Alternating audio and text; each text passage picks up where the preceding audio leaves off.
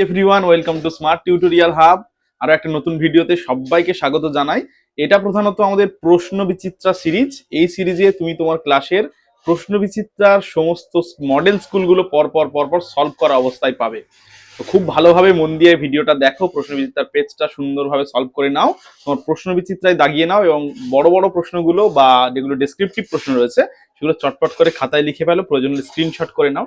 যারা আমাদের চ্যানেলে নতুন, চ্যানেলটা চটপট করে সাবস্ক্রাইব করে ফেলো আর পাশে থাকা বেল আইকনটা প্রেস করে দাও যাতে আমাদের সমস্ত ভিডিওর আপডেটস তোমাদের কাছে পৌঁছে যায়। প্রশ্ন বিচিত্রা সিরিজ ছাড়াও কিন্তু আমাদের শ্রুতি সিরিজ, টনিক সিরিজ, তোমাদের নর্মাল যেগুলো ক্লাসের সিরিজ রয়েছে সবগুলো দেখতে হবে, খুব মন দিয়ে পড়াশোনা করতে হবে। তোমাদের আলাদা প্লে লিস্ট করা রয়েছে, সেই প্লে লিস্ট থেকে চটপট করে তোমাদের ক্লাসের সমস্ত ভিডিওগুলো দেখে ফেলো, ঠিক আছে?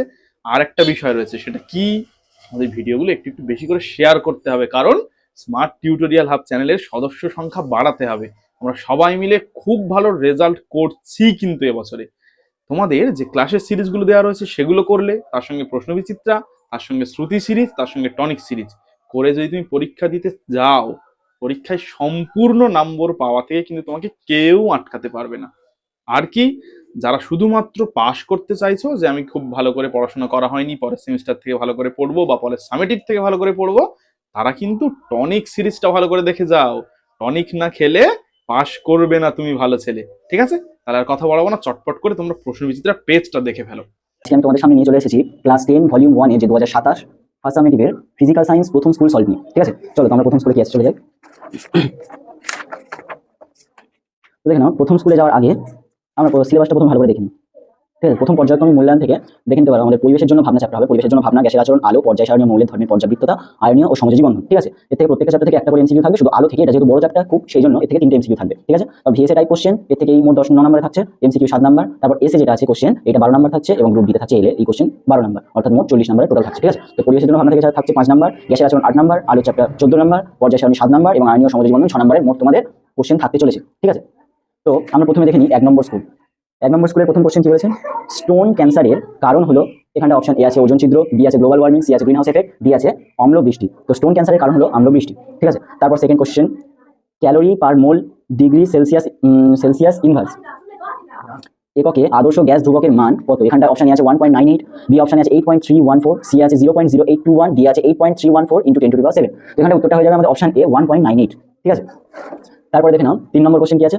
মোটর গাড়িতে ব্যবহৃত রিয়ার ভিউ মিররটি হলো একটি কোন দর্পণ? এখানে উত্তর হবে, এখানে দেখে নিতে পারো বি অপশন উত্তল দর্পণ। তারপরে কোশ্চেন কি? কোনো মাধ্যমের পরম প্রতিসারাঙ্ক প্রদত্ত কোন বর্ণের আলোর জন্য সর্বাধিক হবে? এখানটা অপশন বি হবে দ্বিগুণ। তারপরে কোশ্চেন কি আছে? বিক্ষেপিত আলোর তীব্রতা এবং আলোর তরঙ্গদৈর্ঘ্যের মধ্যে সম্পর্ক কোনটা হবে? এখানটা অপশন ডি I=1/λ²। 6 নম্বর কোশ্চেন কি বলেছে? প্রদত্ত কোন মৌলটি চ্যালকোজেন গোষ্ঠীভুক্ত? তো এখানটা আমাদের উত্তর হয়ে যাবে সি অক্সিজেন। তারপরে কোশ্চেন কি বলেছে? প্রদত্ত কোন যৌগটিতে সমযোজী ত্রিবন্ধন বর্তমান? এখানটা আমাদের উত্তর হয়ে যাবে অপশন সি N2। ঠিক আছে, তো আমাদের গ্রুপ এ তাহলে আমাদের কমপ্লিট হয়ে গেল। ঠিক আছে, গ্রুপ এ কমপ্লিট হয়ে গেল। তারপরে এবার আমাদের চলে আসছে আমাদের গ্রুপ বিতে। গ্রুপ বি এর প্রথম কোশ্চেন কি বলেছে? বায়ুমণ্ডলের কোন স্তরে বেতার তরঙ্গ প্রতিফলিত হয়? আমাদের উত্তর হয়ে যাবে আয়োনোস্ফিয়ার। ঠিক আছে, তারপরে কোশ্চেন কি বলেছে? ওজোন স্তরের ঘনত্ব কোন এককে পরিমাপ করা হয়? এটা হবে ডপসন, ডিইউ বা ব্র্যাকেটে ডপসন, এটা ডিইউ বা ডপসন। ঠিক আছে, তারপরে কোশ্চেন কি বলেছে? সিএনজি, অর্থাৎ মানে দুয়ের অথবা কোশ্চেনটা বলেছে সিএনজি এর মূল উপাদান কি? ঠিক আছে, সিএনজি এর মূল উপাদান কি হবে? মিথেন, যার সংকেত কি CH4। তারপরে কোশ্চেন কি বলেছে? -27°C উষ্ণতাটি কেলভিন স্কেলে কত হবে? -27°C উষ্ণতা কেলভিন স্কেলে কত হবে? কেলভিন স্কেল হবে 246 কেলভিন, কারণ আমরা জানি যে কেলভিন স্কেল = C + 273। ঠিক আছে, তো কেলভিন স্কেল এখানটায় কেলভিন স্কেল সি এর মান কত বলেছে? -27 + 273, এটা বিয়োগ করলে আমরা পেয়ে যাবো 246। ঠিক আছে, এখান থেকে আছে 246 কেলভিন। তারপরে বলেছে গ্যাসের অণুর গতিশক্তির সঙ্গে পরম তাপমাত্রার সম্পর্ক কি? তো গ্যাসের অণুর গতিশক্তির সঙ্গে পরম তাপমাত্রার সম্পর্ক কি? এখানটা আমাদের উত্তর হয়ে যাবে সমানুপাতিক। তারপরে কোশ্চেন 2 এর 5 এর কোশ্চেন বলেছে অবতল দর্পণ কখন বস্তুর অসদ্বিম্ব গঠন করবে? তো আমাদের এখানে উত্তর হবে যখন বস্তুটিকে মেরু ও মুখ্য ফোকাসের মধ্যে রাখা হয়। যখন মেরু ও মুখ্য ফোকাস, ঠিক আছে, ফোকাসের মধ্যে যখন রাখা হবে। তারপরে কোশ্চেন কি বলেছে? সুস্থ ব্যক্তির ক্ষেত্রে দৃষ্টির নিকট বিন্দুর দূরত্ব কত? এখানটায় উত্তর হবে 25 সেন্টিমিটার।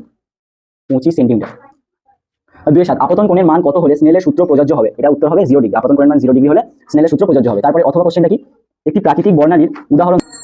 2-7 কোশ্চেন তাহলে কি বলেছে? আপতন কোণের মান কত হলে স্নেলের সূত্র প্রযোজ্য হয় না? আপতন কোণের মান যখন 0 ডিগ্রি হবে তখন স্নেলের সূত্র প্রযোজ্য হয় না। তারপর এর সঙ্গে অথবা কোশ্চেন কি আছে? একটি প্রাকৃতিক বর্ণালীর উদাহরণ দাও। একটি প্রাকৃতিক বর্ণালীর উদাহরণ কি হবে?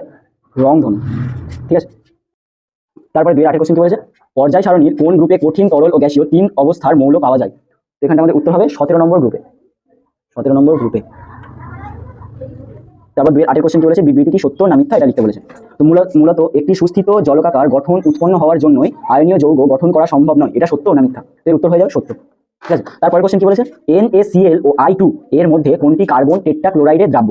এর মধ্যে কার্বন টেট্রাক্লোরাইডের দ্রাব্য হচ্ছে I2। ঠিক আছে, তারপর আমাদের গ্রুপ সি কি বলেছে, ওজোন, গ্রুপ সি এর 3-1 কোশ্চেন, ওজোন স্তর বিভাজনে CFC এর ভূমিকা সমীকরণ সহ লেখো। ঠিক আছে, তো এটা তোমাদের টেক্সট বুকে যে ছায়ার বই আছে সেই ছায়ার বইয়ের 4 নম্বর থেকে পেয়ে যাবে, ছায়ার বইয়ের 4 নম্বর থেকে পেয়ে যাবে।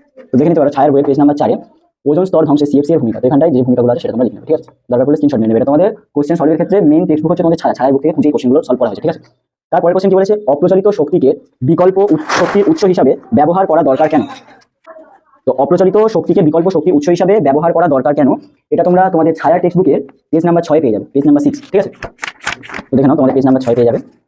তো বিকল্প স্থিতিশীল উন্নয়নে এখান থেকে তোমাদের পয়েন্ট করে লিখতে হবে কি জন্য অপ্রচলিত শক্তিকে বিকল্প হিসাবে গ্রহণ করা দরকার। অপ্রচলিত শক্তি যেমন কি সৌরশক্তি, তারপর আমাদের যেমন বায়ু শক্তি আছে, এই সমস্ত শক্তিকে কেন আমরা ব্যবহার করবো। ঠিক আছে, স্থিতিশীল উন্নয়নের পয়েন্ট থেকে তোমরা লিখবে। তারপরে কোশ্চেন কি বলেছে, চার্লসের সূত্রটি লেখো, এর থেকে পরম শূন্য উষ্ণতার ধারণা কিভাবে পাওয়া যায়। তো এটা তোমাদের ছায়া টেক্সট বুকে 12 থেকে 13 পেজের মধ্যে আছে, 12 থেকে 13 পেজ। ঠিক আছে, দেখে নাও তোমাদের ছায়া টেক্সট বুকে 12, এই হচ্ছে চার্লসের সূত্র বিবৃতি। ঠিক আছে, এই চার্লসের সূত্রের বিবৃতি, আর এর থেকে তোমার চার্লসের সূত্রের ব্যাখ্যা, চার্লসের সূত্র থেকে পরম উষ্ণতা, এই 4 পরম উষ্ণতার স্কেল। ঠিক আছে, পরম উষ্ণতার প্রকাশ তোমরা দেখে নিতে পারো। তারপরে কোশ্চেনটা দেখে নাও, 3-3, উত্তর লেন্সের সাহায্যে সৎ ও বিবর্ধিত প্রতিবিম্ব গঠনের পরিষ্কার চিত্র অঙ্কন করো, এক্ষেত্রে প্রতিবিম্বের অবস্থান কোথায় হবে। ঠিক আছে, তো এটা তোমাদের ছায়া টেক্সট বুকের 50 পেজে আছে, ছায়া টেক্সট বুকের 50 পেজে আছে। ঠিক আছে, 50 পেজ। এখানে কি কোশ্চেনটা ছিল, উত্তর লেন্স দ্বারা সৎ ও বিবর্ধিত প্রতিবিম্ব গঠন, সৎ ও বিবর্ধিত প্রতিবিম্ব গঠন দেখে নিতে পারো। এখানে তোমরা এই চিত্রটা দেবে, মাস্ট দিতেই হবে এই চিত্র। ঠিক আছে, এবং এখান থেকে এইটা দেখে। ঠিক আছে, তারপরে কোশ্চেন দেখো, এটা এক্ষেত্রে প্রতিবিম্বের অবস্থান কোথায় হবে, এক্ষেত্রে প্রতিবিম্বের অবস্থান হবে দেখতে পারো এখানটায় তোমরা পেয়ে যাবে। ঠিক আছে, তারপরে কোশ্চেনের অথবা 3-3 অথবা কোশ্চেন কি বলেছে, একটি আলোক রশ্মি 30 ডিগ্রি কোণ বিশিষ্ট প্রিজমের একটি তলে 60 ডিগ্রি কোণে আপতিত হলো, যদি নির্গমন রশ্মির জন্য চ্যুতি কোণ 30 ডিগ্রি হয় তবে প্রিজমের উপাদানের প্রতিসারাঙ্ক কত হবে। এখানে দেখে নিতে পারো, তোমরা রশ্মির চ্যুতি যদি ল্যামডা ইকুয়াল টু ইয়ে হয়, বা এখানটা হবে তুমি I1 প্লাস হচ্ছে I2 মাইনাস a, তবে I1 equal to lambda minus I1 minus a। ঠিক আছে, তখন I2 equal to 30 degree minus 60 degree plus 30 degree equal to 0। ঠিক আছে, তো নির্মিত রশ্মি প্রিজমের তলের সঙ্গে, ঠিক আছে, তো নির্মিত রশ্মি প্রিজমের তলের সঙ্গে লম্বভাবে অবস্থান করবে। দ্বিতীয় তলে আপতন কোণ R2 ইকুয়াল টু 0 ডিগ্রি, অতএব প্রথম তলে প্রতিসরণ কোণ R1 equal to a minus R2 equal to এর মান কত 30 degree minus 0 degree equal to 30 degree. বায়ু সাপেক্ষে প্রিজমের উপাদানের প্রতিসারাঙ্ক কত, মিউ ইকুয়াল টু স্নেলের সূত্র অনুসারে I1 by I2 sin I by sin R equal to sin I এর মান কত 60 ডিগ্রি, sin R এর মান কত 30 ডিগ্রি। এখানটায় sin 60 ডিগ্রি মান √3/2 এবং sin 30 ডিগ্রি মান 1/2, এখানে কাটাকুটি করে √3 উত্তর। তাই প্রিজমের উপাদানের প্রতিসারাঙ্ক কত, √3। ঠিক আছে, তো তারপরে কোশ্চেন বলেছে, 4 নম্বর কোশ্চেন বলেছে, একটি মৌলের পারমাণবিক সংখ্যা 38, মৌলটির আধুনিক পর্যায় সারণীতে অবস্থান নির্ণয় করো, মৌলটির চিহ্ন M ধরে তার ক্লোরাইডের সংকেত লেখো। ঠিক আছে, 3-4 নম্বর দেখে নাও, এখানটা কি 38 মানে কে কক্ষে কটা আছে, দুটো, L কক্ষে 8টা, M কক্ষে 8টা, N কক্ষে 18টা, O কক্ষে পড়ে থাকছে দুটো, সেই দুটো O কক্ষে আছে। এটি পর্যায় সারণীর পঞ্চম পর্যায়ে অবস্থিত। ঠিক আছে, আর পর্যায় সারণীর 2 নম্বর গ্রুপে অবস্থিত।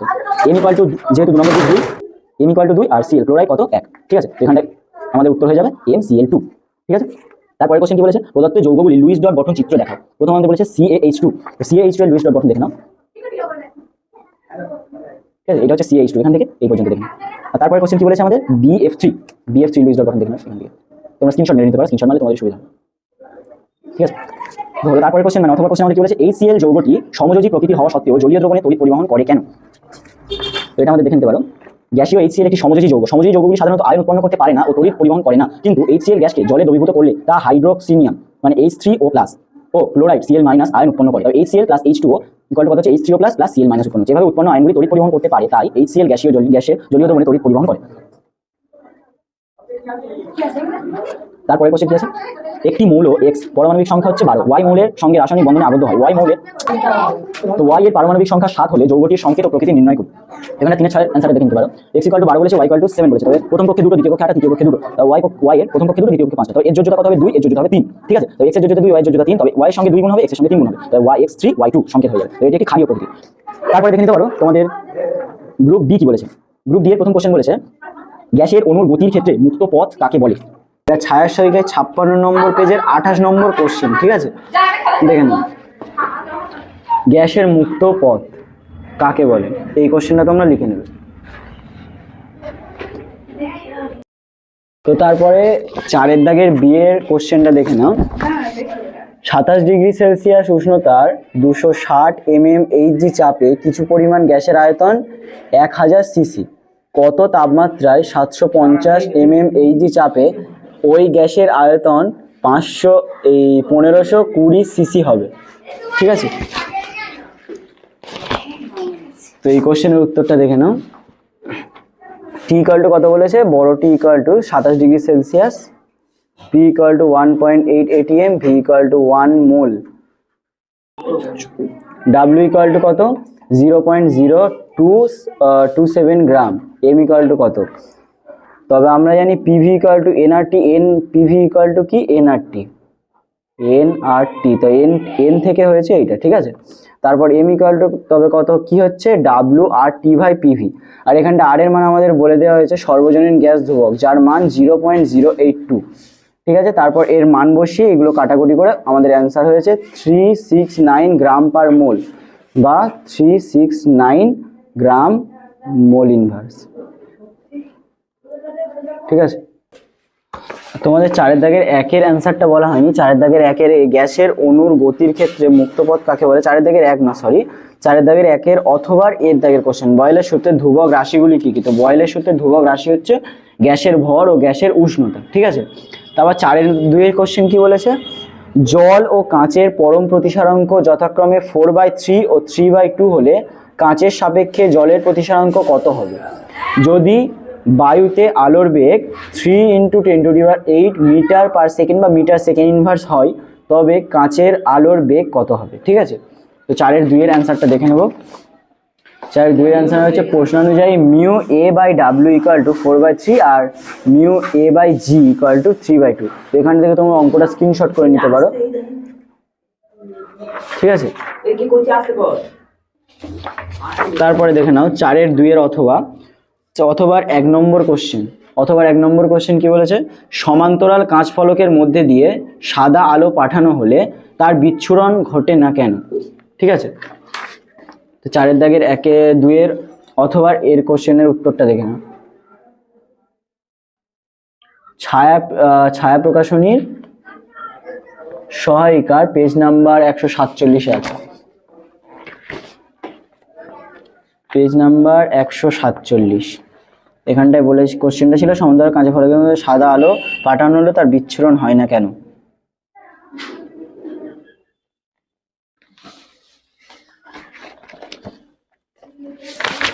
এখানটায় 29 নম্বর কোশ্চেন তোমরা দেখে নিতে পারো।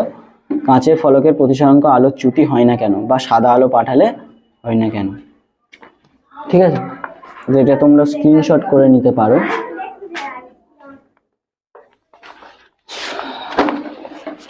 তারপরের কোশ্চেন কি বলেছে? একটি হলুদ বর্ণের ফুলের লাল আলো ফেলা হলে কি রঙের ফুল দেখা যাবে এবং কেন দেখা যাবে? এটার উত্তরটা দেখে নাও। একটি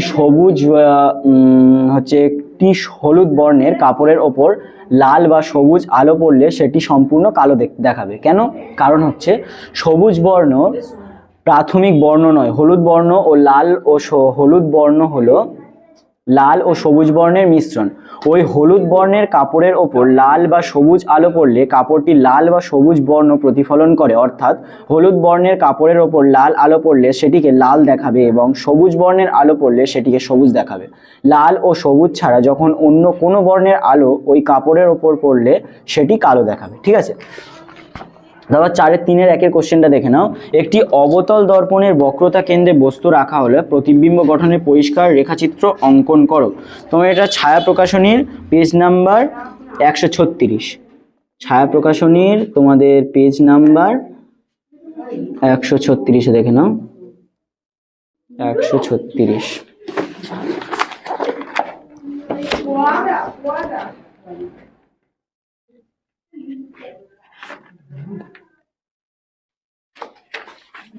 পেজ নাম্বার 136-এর 4 নম্বর চিত্রটা তোমরা দেখে নাও। ঠিক আছে, 4 নম্বর বস্তু অবস্থান ফোকাস। এখানটায় কি বলেছিল? অবতল দর্পণের বক্রতা কেন্দ্রে বস্তু রাখলে দেখে নাও বস্তুর অবস্থান বক্রতা কেন্দ্রে। এখানটা 3 নম্বর অ্যান্সারটা হবে, দেখে নাও 3 নম্বর, বক্রতা কেন্দ্রে যখন বস্তু রিটার্ন হচ্ছে, ঠিক আছে। তারপরের কোশ্চেন কি বলেছে দেখে নাও, মানুষের চোখের অন্ধবিন্দু কাকে বলে? মানুষের চোখের অন্ধবিন্দু কাকে বলে? ঠিক আছে, এই কোশ্চেনটা তোমরা পেয়ে যাবে। দেখো, অন্ধবিন্দু রেটিনার যে অংশ দিয়ে, দেখে নাও অন্ধবিন্দু হচ্ছে এটা, রেটিনার যে অংশ দিয়ে চোখের নার্ভগুলি অক্ষিগোলকে প্রবেশ করেছে সেই অঞ্চল কোনো বস্তুর প্রতিবিম্ব সৃষ্টি হলে তাকে দেখা যায় না, এই স্থানকে অন্ধবিন্দু বলা হয়। ঠিক আছে, তারপর তোমাদের 4-এর কোশ্চেন কি বলেছে, মেন্ডেলের পর্যায় সারণীর 3টি ত্রুটি লেখো। মেন্ডেলের পর্যায় সারণীর 3টি ত্রুটি, এটা তোমাদের ছায়ার সহায়িকার পেজ নাম্বার 276 পেয়ে যাবে, 76 পেয়ে যাবে মেন্ডেলের পর্যায় সূত্রগুলি ত্রুটি।